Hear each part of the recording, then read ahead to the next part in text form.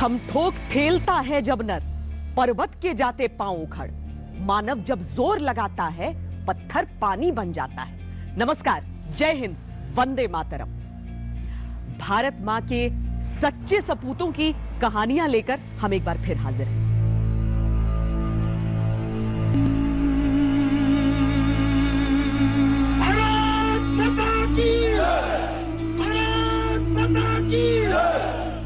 देश के लिए जान कुर्बान करने वालों को मौत नहीं आती, वो तो शहीद कहलाते हैं। तिरंगा झंडा इस धरती माँ पे दो ही जगह अच्छा लगता है, एक तो देश की चोटी पे और एक शहीद के सीने पे।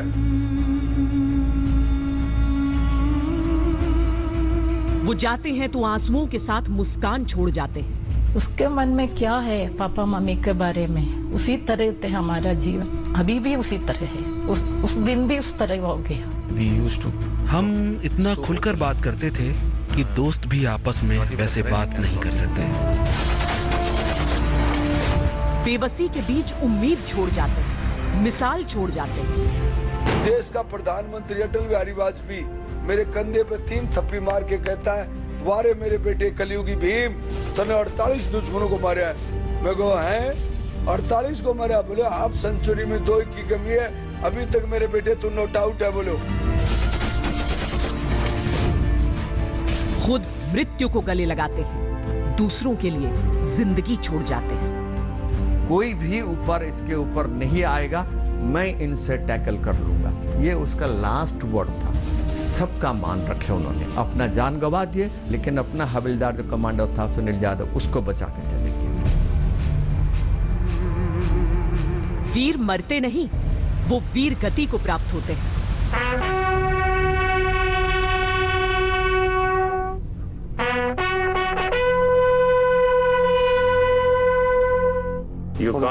हम होने वाले नुकसानों से जिंदगी को नहीं आंक सकते। जो नुकसान होता है वो होता है। कितना हमारे कितना जन्म है, हमें उतना जन्म मेरे चाहिए, मुझे चाहिए, उसको इसी तरह प्रार्थना है मेरे मन में। आप जानते हैं कि हम सब गुस्से में हैं। हम दुखी इसलिए हैं कि हमने किसी अपने को खोया है, और गर्व इस बात का है कि वो हम में से एक था।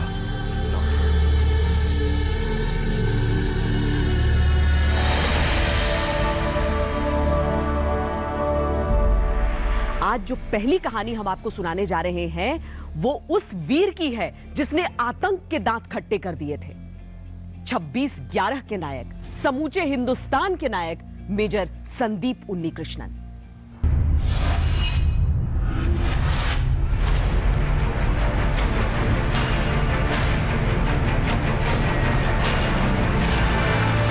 जल, स्थल और आकाश तीनों एरिया में अकेले ऑपरेट कर सकता है, तब वो रियल कमांडो है। हमारी पहली प्राथमिकता थी कि मेहमान, बंधक, होटल स्टाफ और निर्दोष लोग घायल न हों।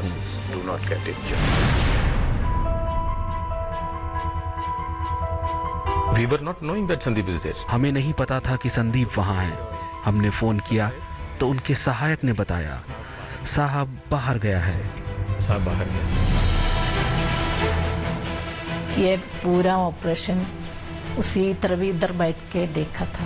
संदीप उधर है मुझे मालूम नहीं, फिर भी हम दोनों प्रार्थना करके सोने के रेडी किया कि सभी लोगों का अच्छा रहना चाहिए, सभी जल्दी ये ऑपरेशन सक्सेस होना चाहिए।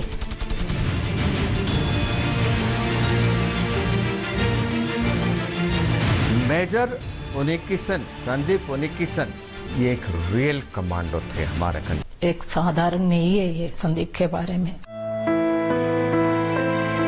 गर्व के इस पल में भी दर्द तो होता ही है। तालियों के इस शोर के बीच भी तन्हाई होती है। सबसे बड़े सम्मान के साथ सबसे बड़े खालीपन का भी एहसास होता है। To be frank with you, I never. मैं कभी डिटेल में न्यूज़पेपर नहीं पढ़ता था, वो मुझे बताता था। दरअसल वो बेहद अक्लमंद था। हम दोनों खुलकर बात करते थे, एक दोस्त की तरह।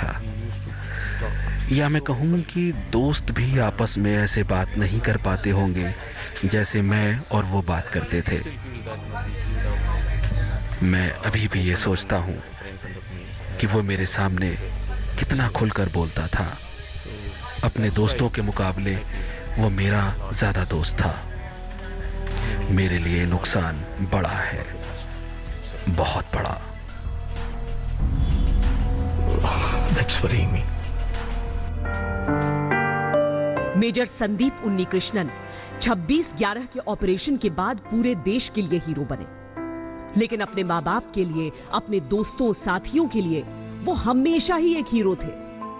पढ़ाई लिखाई या इवन स्पोर्ट्स में अगर कुछ हम लोग मुश्किलें फेस करते थे तो he used to be the first one to come and help us out. It is Pakka Sandeep. He was just a go-getter.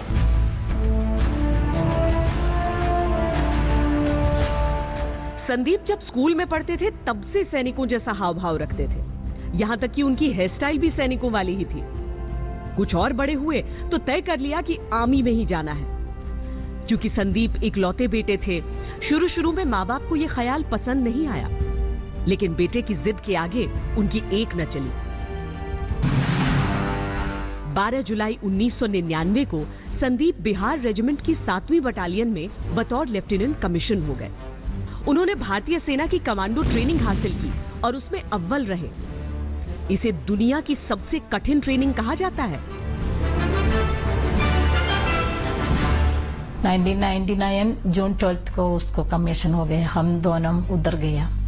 उधर जाने के बाद उस दिन संदीप का एक फ्रेंड थे उधर, उसको पेरेंट्स नहीं आया पिपिंग करने के लिए। कमीशन के दिन ऑफिसर आने का, हम पेरेंट्स जाने का था। किसी भी सीजन में, कोई भी डेट में, कोई भी ईयर में अगर वो कार्रवाई कर सकता है, कोई भी टेरेन में, वो कमांडो होता है। मेजर उन्नीकृष्णन, संदीप उन्नीकृष्णन, ये एक रियल कमांडो थे हमारे कंट्री के। संदीप जम्मू कश्मीर और राजस्थान में तैनाती के दौरान काउंटर इंसर्जेंसी ऑपरेशन का हिस्सा रहे और जनवरी 2007 में उन्हें एनएसजी यानी नेशनल सिक्योरिटी गार्ड्स के स्पेशल एक्शन ग्रुप के लिए चुन लिया गया।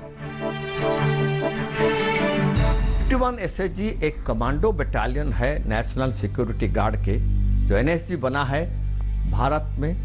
कहीं पर अगर इस टाइप का स्थिति आता है, जहां पर आप देखेंगे पठानकोट अटैक हुआ, एनएसजी गए थे। बॉम्बे में 2008 में कसब का अटैक हुआ, 10 पर्सन्स लश्कर तोयबा का अटैक हुआ, एनएसजी गए। मेजर संदीप उन्नीकृष्णन को हम सब ने जाना मुंबई हमलों के बाद, लेकिन मुंबई हमलों में उनकी बहादुरी को समझने से पहले उनकी जिम्मेदारी को समझना होगा। उनकी भूमिका, उनकी ट्रेनिंग, उनका समर्पण। एनएसजी के जिस 51 स्पेशल एक्शन ग्रुप का वो हिस्सा थे, वो एक आतंक निरोधी दस्ता है। ये क्लोज क्वार्टर बैटल में सक्षम होता है, यानी जब न ये पता हो कि दुश्मन कितना करीब है, कहां छिपा है या कब हमला कर देगा, तब भी उसे चित करने की काबिलियत रखना। अचानक हमले को झेलने के लिए, निरस्त करने के लिए इस ग्रुप के पास खास ट्रेनिंग होती है। एक चीज साफ होती है सबके लिए, जो भी उसमें होते हैं उस वक्त, कि देखिए भाई, जब आप ऑपरेशन में जाएंगे तो आप एक तो लास्ट रिजॉर्ट हैं गवर्नमेंट के, आपके पास तो कोई है नहीं, तो आपने ये अंजाम देना है। और जहां तक मौत का सवाल है, जब आप ऑपरेशन में जाते हैं, आपकी मौत ना हो ये तो अलग बात है, लेकिन डेथ, एक शब्द हम इस्तेमाल करते हैं, डेथ इज ए सर्टेनिटी। भाई आप मर सकते हैं। एसएजी की एक टुकड़ी में 5 कमांडो होते हैं जो जोड़ियों में आगे बढ़ते हैं। एक बंदूक ताने सामने की ओर 180 डिग्री, दूसरा पीछे की ओर बंदूक ताने हुए पूरी नजर रखता है। इस हमले में प्रतिक्रिया का वक्त बहुत कम होता है, इसीलिए निशाना सटीक होना चाहिए, क्योंकि दुश्मन अलर्ट रहता है, निशाना लगाए बैठा रहता है।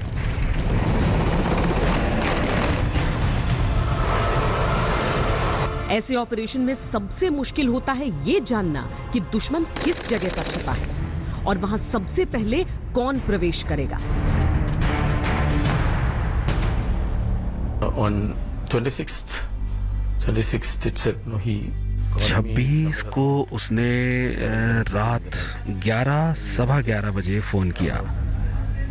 उसने कहा, डैड कुछ सीरियस हो गया है मुंबई में। that something is going on. He told me that Maharashtra ATS के चीफ की हत्या हो गई है। कुछ बहुत सीरियस है।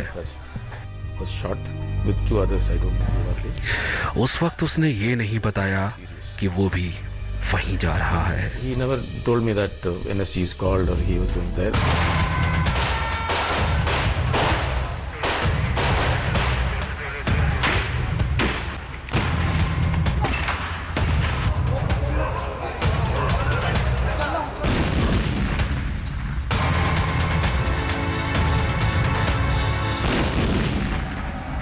इस घातक दस्ते की ऐसी खासियत की वजह से ही मुंबई की उस सबसे कठिन घड़ी में उन्हें बुलावा भेजा गया था। जब तक मेजर संदीप उन्नीकृष्णन एनएसजी की टीम के साथ मुंबई पहुंचे, तब तक शुरुआत के सबसे अहम 10 घंटे निकल चुके थे।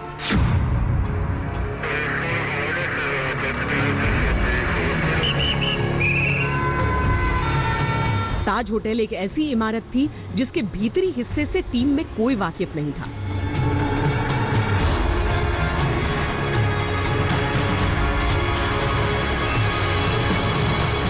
रैकी करने के लिए उनको मैप चाहिए, उनको उनका स्केच चाहिए, उनको उनका अंडरग्राउंड में जो रूम्स है वहां पर जाने का रास्ता चाहिए, हर एक फ्लोर को जाने के लिए। उसमें से जो 4 मिलिटेंट्स थे, डेफिनेटली उसमें से एक को पूरा होटल का जानकारी था।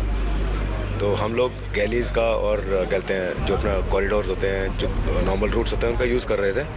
But they were going through the secret passages, जो एसी डक्ट्स होते हैं, उसमें से जाके एंड इससे पहले हम वहाँ पहुँचते, वो लोग कहीं और पहुँच जाते थे।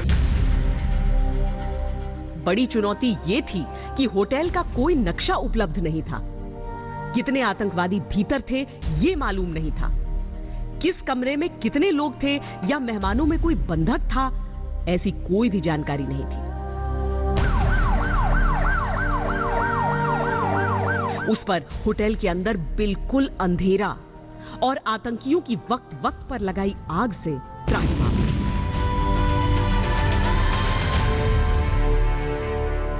अपार्ट फ्रॉम AK-47 का एमिनेशन था, ग्रेनेड्स भी काफ़ी थे उनके पास एंड प्लास्टिक बॉम्ब जैसा आप बोल रहे हैं, वो बेसिकली अपना इम्प्रोवाइज कर रहे थे, अपने बॉम्ब्स बना रहे थे। उन्होंने आईडी भी लगाया था वहाँ पे।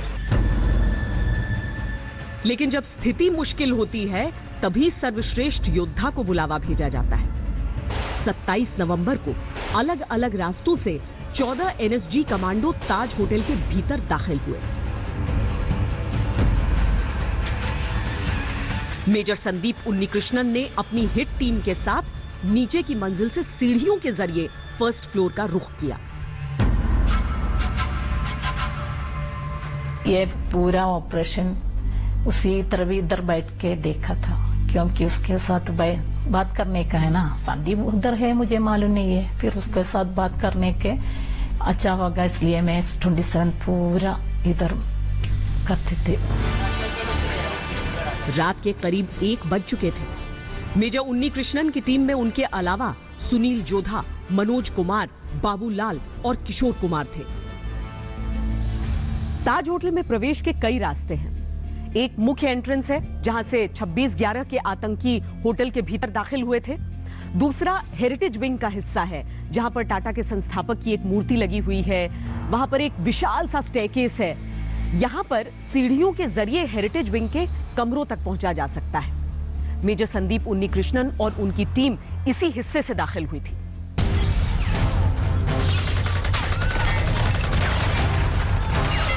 हमले के शुरुआती घंटों में होटल के सीसीटीवी कैमरे से यह अंदाजा था कि कम से कम 3 आतंकवादी होटल में हैं। पर वो लगातार एक कमरे से दूसरे कमरे, एक मंजिल से दूसरी मंजिल जा जाकर सुरक्षा बलों को उलझाने की कोशिश में लगे हुए थे। ऊपर से होटल के अंधकार में डूबे होने के कारण आतंकियों की सही पोजीशन का अंदाजा लगा पाना भी नामुमकिन था।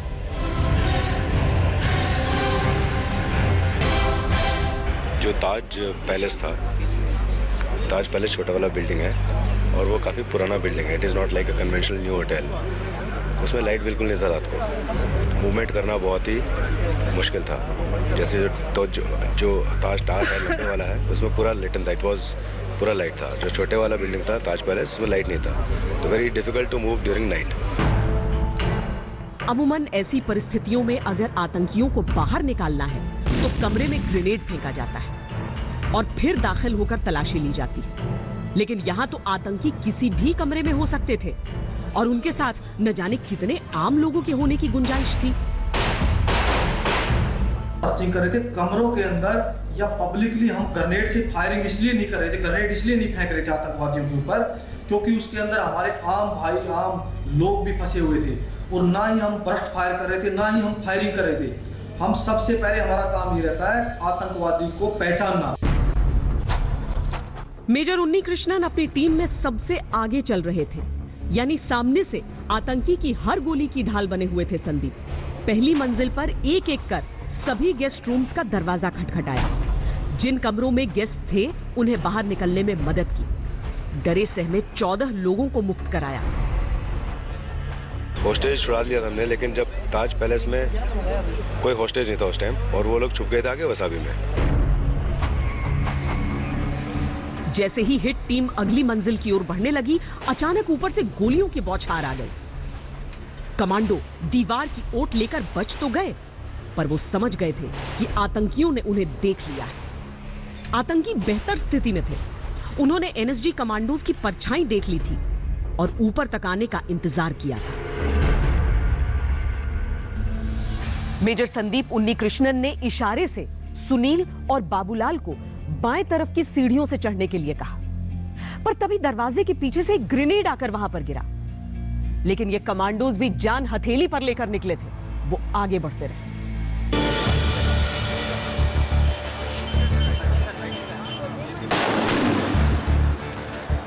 अपने 2 कमांडोज के कवर फायर की मदद से मेजर उन्नी कृष्णन गोली की दिशा में आगे बढ़ रहे थे। तभी एक दूसरा ग्रेनेड गिरा। इस बार विस्फोट में कमांडो सुनील जोधा बुरी तरह जख्मी हो गए। यह फैसला कठिन था, पर मेजर उन्नी कृष्णन जानते थे कि जितने ज्यादा साथी आगे बढ़ेंगे, आतंकियों को पता चलने का उतना ही खतरा रहेगा और उतने अधिक जानों के जाने की आशंका भी होगी। उन्होंने बाबूलाल से सुनील को उपचार के लिए वहां से ले जाने को कहा और अकेले आतंकियों से लोहा लेने आगे बढ़ गए। दूसरी मंजिल तक पहुंच चुके मेजर संदीप ने अपने साथियों से कहा कि वो लोग ऊपर ना आए, वो खुद संभाल लेंगे। ऊपर बताना, मैं संभाल लूंगा। उस वक्त किसी को एहसास नहीं था कि आतंकियों की एक गोली उनके हाथ में लग चुकी है।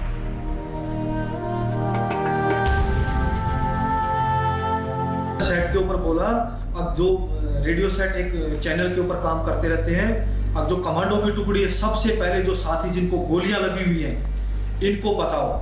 मैंने यहाँ पे मोर्चा संभाल लिया है और मैं किसी भी आतंकवादी को आगे नहीं बढ़ने दूंगा और मैं इनको सबको मौत के घाट उतारूंगा। आप लोगों को डरने की जरूरत नहीं है। सबसे पहले आप जो अपने जवानों को जिनको गोलियां लगी, जिन कमांडो को, इनको यहाँ से निकालो और इनको फर्स्ट एड के लिए बाहर भेज दो। उसके बाद आप आगे बढ़ना। मैं इन जो आतंकवादी हैं इनके ऊपर अकेला ही बहुत हूँ। अपनी MP5 बंदूक को सीने के आगे ताने उन्नी बेहद सावधानी से आगे बढ़ते रहे, पर चूंकि उन्हें कवर देने के लिए उनका कोई साथी उनके साथ नहीं था, इसीलिए खतरा बड़ा था।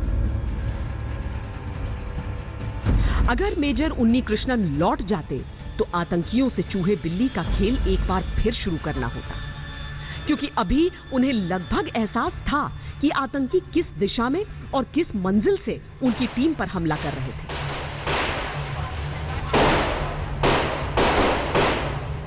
संपर्क तोड़ने का मतलब होता ये ट्रेल ही टूट जाएगी।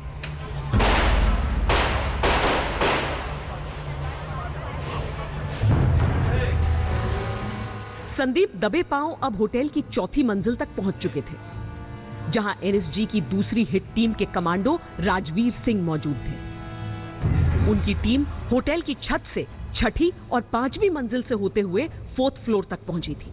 जानकारी दी गई थी कि कमरा नंबर 471 संदिग्ध है और आतंकियों के भीतर होने की आशंका थी। ये तो बड़ा मुश्किल है कि कहीं जी किसी को पता नहीं लगना चाहिए, लेकिन एक ऐसा रूट और एक ऐसी डायरेक्शन से जाया जाता है जिससे कम आपको कोई ऑब्जर्व कर सके और आपको डायरेक्ट आपके ऊपर फायर कर सके। दूसरा क्या होता है कि जब हमें पता है कि एक्स कमरे में वो हैं और हमें देख रहे हैं और हमारी टीम ने जाना है, तो उनको एंगेज कर देते हैं। कैसे? स्नाइपर फायर से उनके ऊपर उनका ध्यान जो है वो हटाया जाता है। कमांडोज को इस ऑपरेशन के लिए मास्टर की दी गई थी ताकि सभी कमरों के दरवाजे खोले जा सके। एक कमांडो दरवाजा खोलता, दूसरा बंदूक तानकर बिल्कुल पोजीशन में रहता, ताकि अगर आतंकी सामने हो तो उसके हमला करने से पहले उसे ढेर कर दिया जाए।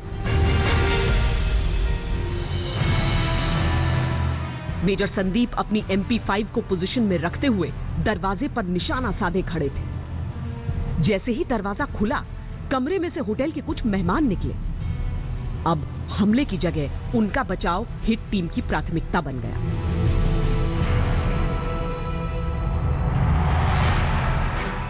लेकिन जो ही उन्हें निकाला गया, कमरे के भीतर से गोलियों की तड़तड़ाहट शुरू हो गई।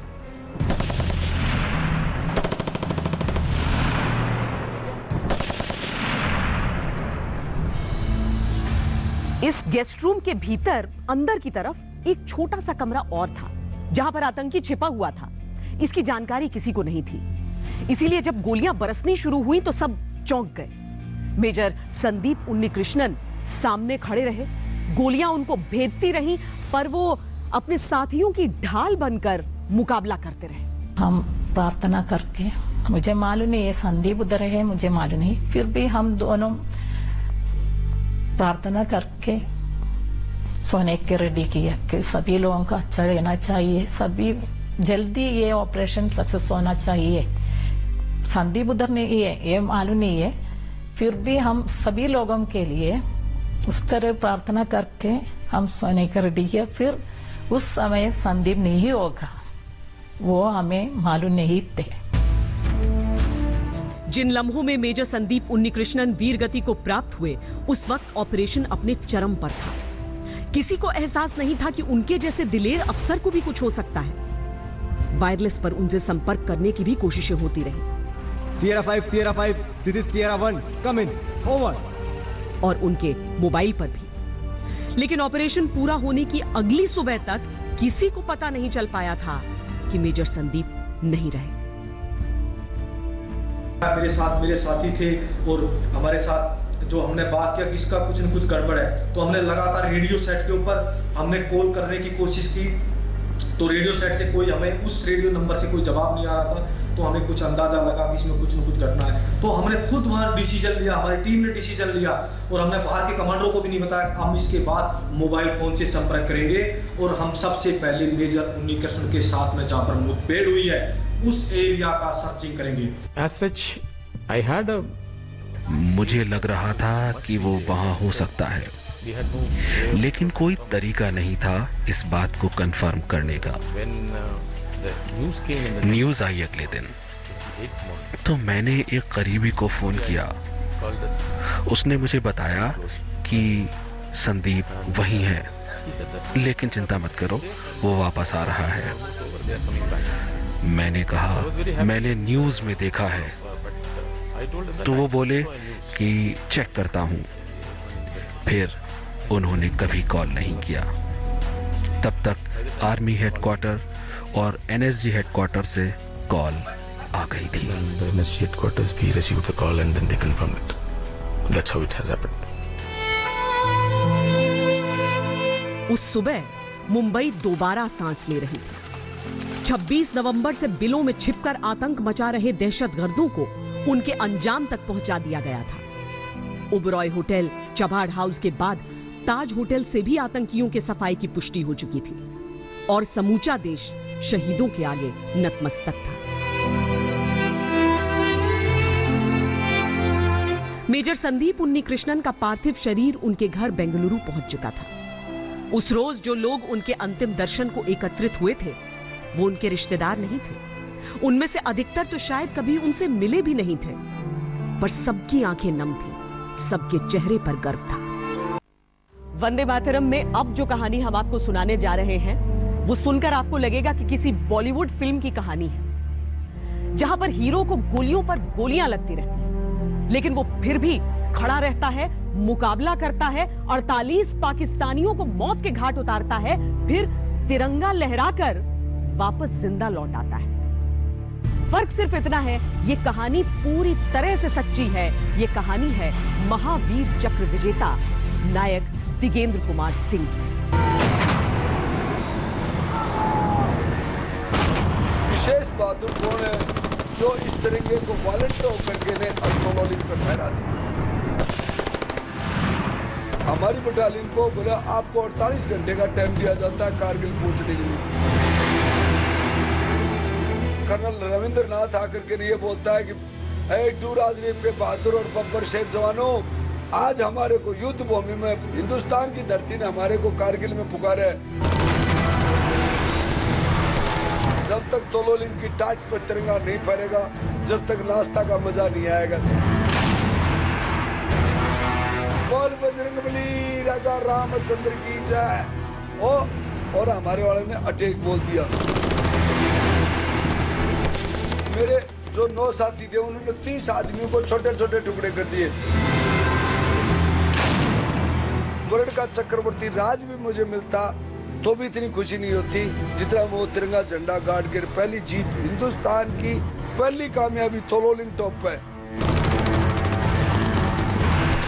मेरे पापा हमेशा कहते थे बेटा युद्ध भूमि के अंदर वीर वही होता है जिसके अंदर दिमाग होता है, बलवान वही होता है जो बुद्धिमान होता है।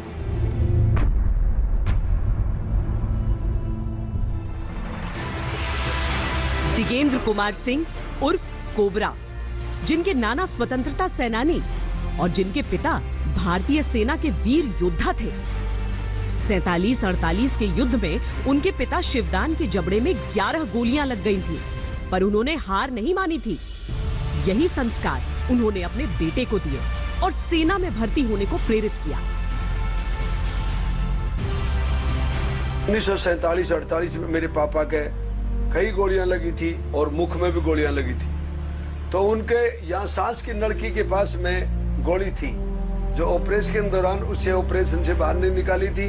जब मैं बचपन में छोटा था तो कभी कभी उन गोलियों को पकड़ लेता था। तो पकड़ते मेरे पापा ये कहते थे दिगेंद्र बेटे ये दुश्मन की गोली है। मैं बोला पापा दुश्मन क्या होता है? बोले जब आप सेना में जाओगे जब आपको दुश्मन का पता चलेगा। तो उसी दिन से मेरे जुनून हुआ कि मेरे पापा की गोली मारी, मैं इस गोली का बदला कैसे लूं। हमें हमेशा ही प्राउड फील होता है कि हाँ कि हमारे पिताजी ने एक देश के लिए बहुत ही महत्वपूर्ण योगदान दिया है, बहुत ही बेहतरीन कारनामा करके दिखाया है। तो हमें लगता है कि ये अदम्य साहस का परिचय दिया है। दिगेंद्र को अपने जीवन का सबसे बड़ा सम्मान करगिल युद्ध में मिला, पर अपनी बहादुरी से रुतबा तो वो पहले ही कमा चुके थे। 16 साल की उम्र में 2 राजपुताना राइफल्स में भर्ती हुए और 1987 में इंडियन पीस कीपिंग फोर्स यानी IPKF के साथ श्रीलंका जाने का मौका मिला। श्रीलंका जो पवन ऑपरेशन था उसके अंदर हमारी ग्रुप की 5 राजनीति बटालियन थी, तो उनकी कैजुअलिटी होने की वजह से तो हमारी बटालियन की एक कंपनी को एक प्लाटून को वहां बुलाया था। तो उस प्लाटून में मैं भी गया था। श्रीलंका के जंगलों में जनरल साहब के पीछे पीछे गाड़ी जा रहे थे, तो एक पुलिया थी ऐसे जिसके नीचे से पानी बहने वाली पुलिया, उसके नीचे उग्रवादी घुसे हुए थे।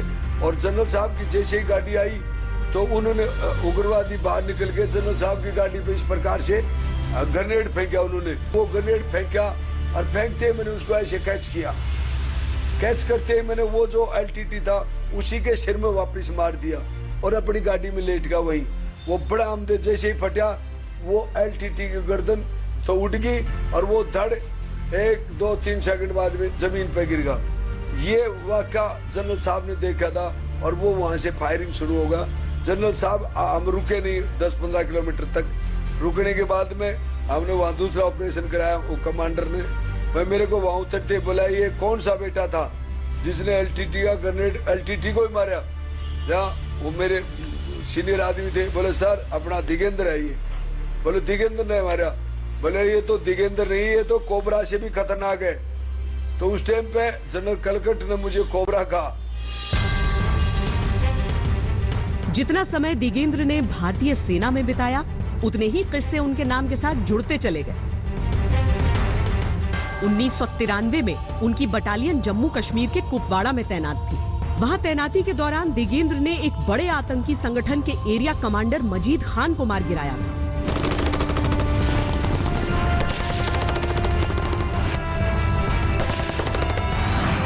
जिसके लिए उन्हें सेना मेडल प्रदान किया गया था। मैं कमांडर के पास गया तो वो ने बोला दिगेंद्र यहाँ उग्रवादी आया था। मैंने उसका पीछा किया और उसको काफी ऊपर ले जा करके पहाड़ी पर, उसके बाद मेरा मुकाबला शुरू होगा उससे मल्ल युद्ध की तरह। और मैंने उसको दोनों हाथ दोनों पैर तोड़ के और उसकी छाती के अंदर कूनी बैठा के टेटुआ दबा के उसको वही खत्म कर दिया। जम्मू कश्मीर में हजरत बल दरगाह के ऑपरेशन में भी दिगेंद्र सिंह की भूमिका रही थी। अपनी बहादुरी के लिए उन्हें प्रशंसा पत्र दिया गया था। इसी तरीके से अपनी वीरता का परचम लहराते हुए दिगेंद्र सिंह को 13 साल हो चुके थे सेना में, जब करगिल युद्ध छिड़ा। दिगेंद्र की यूनिट 2 राजपुताना राइफल्स उस वक्त कुपवाड़ा में थी, जब उन्हें 24 घंटे में करगिल पहुंचने का आदेश दिया गया। हमारी बटालियन को बोला आपको 48 घंटे का टाइम दिया जाता है कारगिल पहुंचने के लिए। तो हमारी बटालियन कमांडर कर्नल रविंद्र नाथ आकर के ये बोलता है कि 2 राजनीप के बहादुर और बब्बर शेर जवानों, आज हमारे को युद्ध भूमि में पुकारा भारत ने। अक्लेमेटाइजेशन यानी वातावरण में ढलने के लिए महज 1 दिन का वक्त मिला। तोलोलिंग पर चढ़ाई के लिए तत्कालीन army chief general VP Malik ने खुद घुमरी में बैठक की। और ऐसा बहादुर कमांडर कौन है 2 राजनीप के अंदर? वैसे सभी बहादुर हैं, लेकिन विशेष बहादुर कौन है जो इस तिरंगे को वॉलंटियर होकर के ने और तोलोलिंग पे फहरा दे। और मैंने बोला वो sir Jai Hind, best commander of the Indian army Naik Digendra Kumar, Sena medal of 2 राजनीप उर्फ कोबरा। बोले हाँ बेटे कोबरा, तने 13 मई को 4 उग्रवादी बजा के मारे वही लड़का है ना तू कोबरा? वो ये सर। हालात ऐसा है। एक सिपाही के ऐसे जज्बे ने जनरल मलिक का दिल जीत लिया, पर वो ये जानना चाहते थे कि ये केवल एक योद्धा का जुनून है या फिर दिगेंद्र के पास कोई योजना भी है। पहले मैंने प्लान बताई थी मेरे कमांडर को कि सर मैं इस प्रकार से मतलब तोलोलिंग पे ऐसे चढ़ना चाहता हूँ। तो उन्होंने बोला कैसे? मैं जनरल साहब को बताता हूँ। तो जनरल साहब ने मेरी पूरी प्लान बता दी मेरे कमांडरों ने। दिगेंद्र को उनकी जरूरत का सारा सामान देने के लिए हामी भर दी गई। वो घातक टीम के कमांडर थे और उनके कमांडिंग अफसर थे मेजर विवेक गुप्ता। पर दिगेंद्र जैसे अनुभवी और बहादुर सिपाही के नाम भर से पूरी पलटन में हौसला भर जाता था। रात के सन्नाटे में या तो बर्फ की कपकपाहट थी या फिर सन्नाटे को चीरते धमाकों की थरथराहट। कील ठोकते, रस्सियां बांधते सैनिक आगे बढ़ रहे थे। आखिरकार इस टुकड़ी ने अपना काम पूरा कर लिया। 14 घंटे में रस्सा बांध के नीचे आकर अपने कमांडर को बता दिया मैंने। तो जनरल मलिक साहब से मेरी बात हुई सीधी डायरेक्ट। बोलता मगो सर आपका सिपाही असेंबली में बम फेंक दिया है। बोले वाह मेरे बेटे, तुझे 48 घंटे पहले हिंदुस्तान की पहली कामयाबी मुबारक हो। अगर तू ये तिरंगा झंडा फहराता है, 13 जून को तिरंगा झंडा फहरता है, तो तेरा नाश्ता मैं खुद जनरल मलिक अपने हाथ से तेरे को नाश्ता कराऊंगा तोलोलिंग पे। मैं को जनरल साहब आपके नाश्ता का ये छोटा सा सिपाही इंतजार करेगा। मुझे जनरल मलिक इस कारनामे से बहुत उत्साहित हुए थे। दिगेंद्र ने बताया कि काम शुरू होने से पहले ही उन्होंने बधाई दे दी थी। एक आर्मी चीफ का एक सैनिक से इस तरह से बातचीत करना सामान्य नहीं है। यह अपने आप में बताता है कि वो दिगेंद्र के आत्मविश्वास से किस कदर प्रभावित थे। काफ़ी घमासान लड़ाई के बाद में, जिसमें हैंड टू हैंड फाइटिंग भी थी, ये हमने जीती। उसके बाद में मुझे विश्वास हो गया कि अभी हमारे जवान जो हैं वो आगे की पहाड़ियों के ऊपर भी विजय हासिल कर सकते हैं। 12 जून की रात तोलोलिंग पर फाइनल चढ़ाई की योजना थी। तोलोलिंग को मुक्त कराने के लिए मेजर विवेक गुप्ता की कमांड में नायक दिगेंद्र कुमार सिंह, सूबेदार भंवरलाल भाकर, सूबेदार सुरेंद्र सिंह राठौड़, लांस नायक जसवीर सिंह, नायक सुरेंद्र, नायक चमन सिंह, लांस नायक बच्चू सिंह, सीएमएच जशवीर सिंह और हवलदार सुल्तान सिंह नरवारिया पर जिम्मेदारी थी। मेरे साथ में जो मेजर विवेक गुप्ता थे, सूबेदार भंवरलाल थे, सूबेदार सुमेर सिंह राठौड़ थे, सीएचएम यशवीर सिंह था, हवलदार सुल्तान सिंह नरवारिया था, नायक चमन सिंह था और लैंस नायक बच्चन था और राइफलमैन जसवीर सिंह थे। ये मेरे 9 साथी थे जो मेरे से भी बहादुर और खूंखार कमांडो थे। तोलोलिंग की पहाड़ी पर पाकिस्तान ने 11 बंकर बना रखे थे। हमेशा की तरह पहले आक्रमण के लिए दिगेंद्र ने ही वॉलंटियर किया। उन्होंने कहा कि पहला और आखिरी बंकर वो खुद उड़ाएंगे।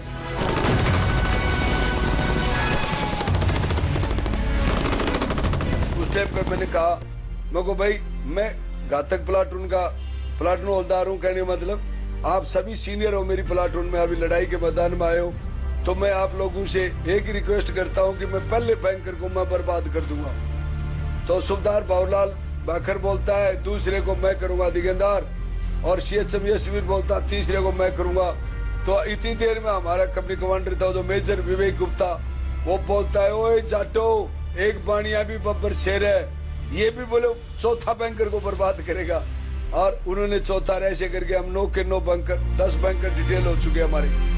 ये बैंकर डिटेल होने के बाद मैंने बोला दोस्तों हम 10 के 10 ये बैंकर उड़ा देते हैं तो बहुत अच्छी बात है, अगर हमारे में से कोई उठ जाता है या बैंकर बच जाता है तो वो बचे हुए बैंकर को वो बर्बाद करेगा। बोले ओके डन। रात के 8:30 बजे थे जब अंधेरे की चादर ओढ़कर टुकड़ी उस खतरनाक मिशन के लिए निकल पड़ी। हड्डियों को गलाती बर्फीली हवाएं चल रही थी और इस चुभती सर्दी में रस्सी के सहारे जवान अपने मिशन की ओर बढ़ रहे थे। उसके बावजूद मैं जैसे एक हाथ में AK-47 लिए हुआ था और ये हाथ फ्री था, घूमता घूमता दुश्मन के बैंकर के नजदीक पहुंचा तो वो बैंकर के चारों तरफ सफेद सफेद बर्फ थी और वो काला काला बैंकर का जो झांकी थी लूपोल वो काला दिखाई दे रहा था।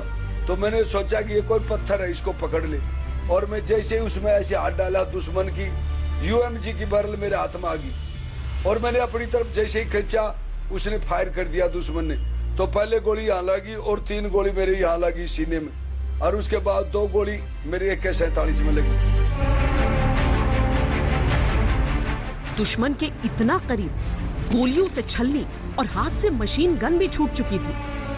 दिगेंद्र को जल्द ही कोई ऐसी योजना सोचनी थी कि मिशन फेल न होने पाए। मैंने तत्काल हैंड ग्रेनेड निकाला और लीवर को पाड़ा और उस बैंकर के अंदर ऐसे 1 2 और अंदर डाल दिया। दुश्मन के बैंकर के जैसे ही अंदर डला, डलते ही वो ग्रेनेड फटा। पहला बंकर नष्ट हो गया। दिगेंद्र ने अपना वादा निभाया था, लेकिन अब बाकी की कार्रवाई में तेजी की जरूरत थी क्योंकि दुश्मन अलर्ट हो चुका था। फिर उनके बैंकर के अंदर उनके 30 आदमी पीछे बैठे हुए थे। उन्होंने एकदम से 30 थे, 28 थे, 29 थे, वो सभी आदमी एकदम से हमला बोला, बोले या अली, दुश्मन का चौथा हमला भी हम फायर करेंगे काफरो। और उन्होंने फायर शुरू कर दिया। फायर कर दिया था अपना सूबेदार भंवरलाल मेजर विवेक गुप्ता, वो तो बोले या अली, अपने वाले बोले बोल बजरंगबली राजा रामचंद्र की जय। और हमारे वाले ने अटैक बोल दिया।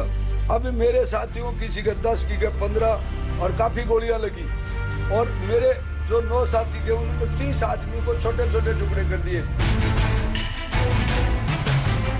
चोटी तक पहुंचने में टुकड़ी को एक भी कैजुअल्टी का सामना नहीं करना पड़ा, लेकिन अब जब दिगेंद्र ने पीछे मुड़कर देखा तो उनका कलेजा तार तार हो गया। ऐसे करते करते सुबह तक दुश्मन के 11 के 11 बैंकर उड़ा दिए मैंने, और मेरे एक एक साथी कोई घंटे में शहीद होगा, कोई आधी घंटे में, कोई 20 मिनट में। मेरा लास्ट साथी सूबेदार सुमेर सिंह राठौड़ था जो सुबह उसके 4 बजे गोली लगी। कमांडिंग अफसर मेजर विवेक गुप्ता समेत सभी साथियों को दुश्मन की गोलियां भेज चुकी थी। 4 बंकर नष्ट हो चुके थे, पर मिशन पूरा नहीं हुआ था। नायक दिगेंद्र सिंह के पास हथगोले थे, कटार थी और उनके साथी सूबेदार राठौड़ ने अपनी बंदूक उन्हें थमा ली। तो मेरा एक साथी लहजनायक बच से बोलता है, कोबरा LMG ले ले sir, cobra sir, Digendra sir LMG ले लो। तो मेरे पास हथियार था ही नहीं, मैंने उसकी LMG ली और अन्वेषण लिया और लेकर के जैसे पहाड़ी को ऊपर चढ़ना शुरू हुआ और मेजर अनवर खान वो दोनों बैरलों के बीच में मुझे खड़ा खड़ा दिखाई दिया। सामने से पाकिस्तानी सेना का नेतृत्व कर रहा मेजर अनवर खान बार बार चुनौती दे रहा था। दिगेंद्र तेजी से सोच रहे थे कि उनका अगला दांव क्या होना चाहिए। इस मिशन के सामने बहुत बड़ा संकट था, लेकिन अपनी सूझबूझ से, अपनी बहादुरी से दिगेंद्र ने कैसे इस मिशन को सफल बनाया और फिर भी क्या मलाल उनको रह गया। टोलो लिंक का ऑपरेशन एक बार फिर हिंदुस्तान के लिए नामुमकिन साबित होने लगा था, लेकिन दिगेंद्र ने तो जैसे ये शब्द सुना ही नहीं था। उनके जख्मों से खून बह रहा था। उन्होंने ड्रेसिंग की ताकि खून रुक जाए और उसके बाद अगले बंकर की तरफ बढ़े। उस टाइम पे जब मैं दुश्मन के एक एक बैंकर को उड़ा रहा था तो मेजर अनवर खान मुझे गाली निकाल रहा था और वो कह रहा था, ओए हिंदुस्तानी कुत्ते बाहर निकल। मैं कहूँ, मैं क्या कुत्ता हूँ बाहर निकलूंगा। दिगेंद्र छिपते छिपाते एक एक कर हर बंकर की ओर जाते, ग्रेनेड फेंक कर नष्ट करते हुए बढ़ रहे थे।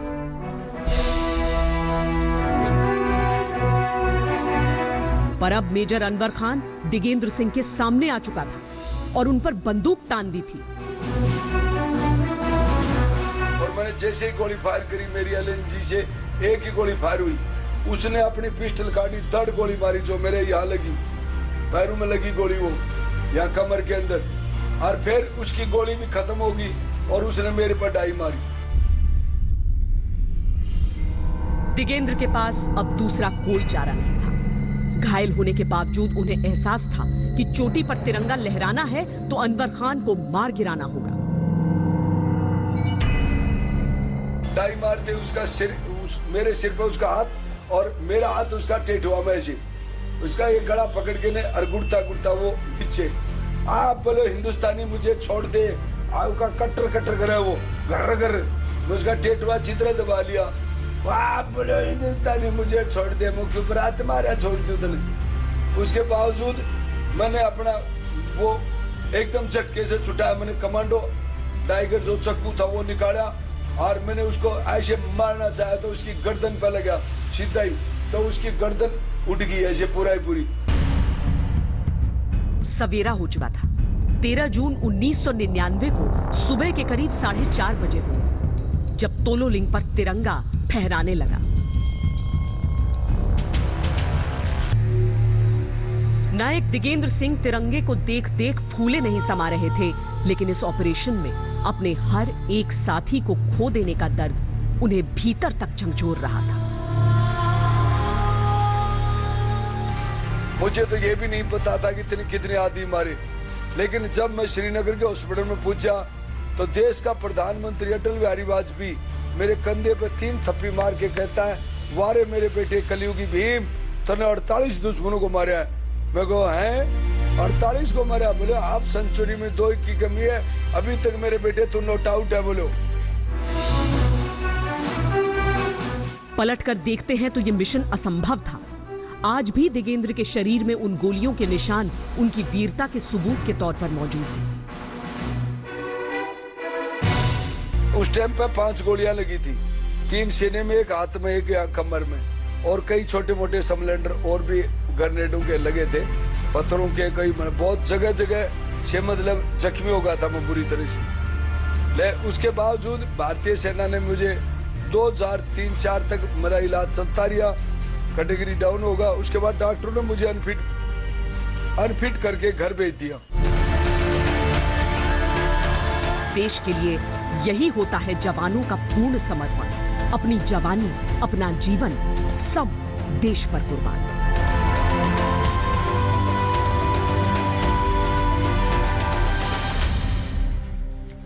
साल में केवल एक दिन नहीं, क्यों न इन वीरों को हम प्रतिदिन नमन करें।